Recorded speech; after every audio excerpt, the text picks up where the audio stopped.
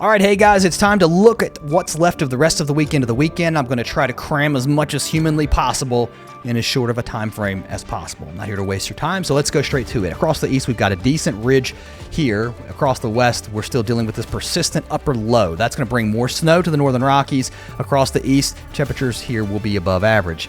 Things do start to change some as we head into the weekend. That trough, in fact, starts to lift out across the northern Rockies into the northern plains. We start to see some ridging trying to build in here. Across the east, we're still warm. We will be dealing with rain showers, but the big thing to watch, I think, is this across the west. This cold pool of air aloft will be moving through. Snow levels will start to drop. They'll start at around 7,000 feet. As this cold air aloft moves through, they could drop down to 6,000 feet, like around Tahoe, maybe even as low as 5,000 feet. A couple of inches possible, especially above those elevations. Otherwise, rain showers. And then across the east, this persistent ridging holds on. But look at this potent cold pool of air early next week. That'll be interesting too. Does that spawn some severe weather here?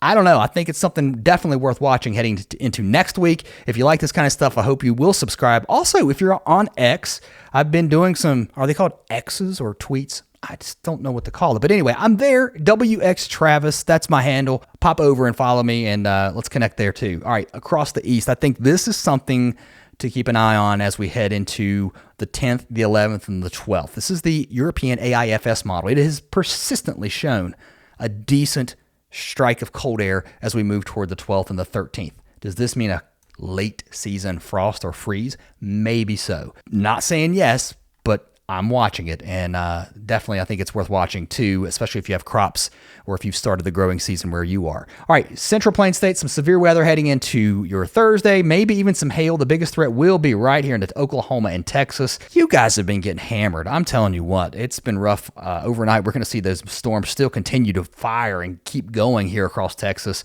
More rain showers too, now moving into Iowa early in the morning, east toward Illinois and Wisconsin. So from Madison down into eastern Illinois now, and then down into back to St. Louis, but across Missouri, quite a bit of rain. Some of these storms could be strong to severe. A few isolated tornadoes can't be completely ruled out, and definitely some large hail possible in many of these areas as these storms fire up. Everything starts to push off to the east and calm down some early Friday morning, but still some heavy rain now moving up the Ohio. And look here into Texas.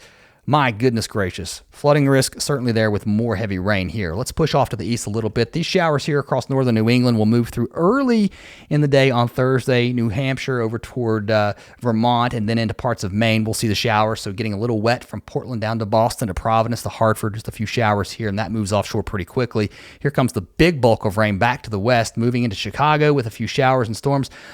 The NAM model trying to pick up on a few clusters of storms moving through northern parts of Ohio, right across the lakefront here, almost down to Columbus, up to Akron, and then more showers here moving into Memphis, over toward Bowling Green, and then showers moving into the south too. I've mentioned those across Louisiana, but we start to see basically the extent of these showers and storms pushing off to the east as we move through the day Friday into Friday night into Saturday. So kind of a wet start to the weekend here from the mid-Atlantic into the south. Widening things out. This is a super big picture. I want to leave you with this because I think this is kind of a good picture to look at what's going on from really far out. This is the system we're dealing with now. So here we go into Friday. There comes your rain moving into the east. Your trough starts to lift out across the northern plains. That kind of gets rid of the snow that's been going in Montana and also into Idaho. But look what's going on here across the west. Two pools of cold air, one here and one here. Both of these dropping southeast into California and also into Oregon. The first one will move in on Sunday. This is going to play a part in the weather too as we head into next week, potentially for some severe weather. That's going to drop those snow levels again down to around 7,000 feet at first, down to 5,000 feet eventually. And it's going to bring some snow too into parts of the interior mountain areas of the West. We're talking about the Wasatch over toward the Rockies into the higher elevations of Idaho, Montana once again, Wyoming, and then out here ahead of it as our low pressure deepens. Once it gets east of the mountains, severe weather. I don't know. This is something to watch. Here's your trough, and look, another shot of cold air digging into the northwest. A decent storm going here, and there's your storms going on Tuesday. So it's just like we can't catch a break. More severe weather, at least at this point, looks like it's on the way heading into next week for the Central Plains, and maybe even areas further to the east as we move toward Wednesday and Thursday. And then after that, do we turn cold? We'll see. All right, guys, thanks for checking the video out. I'll catch you next time.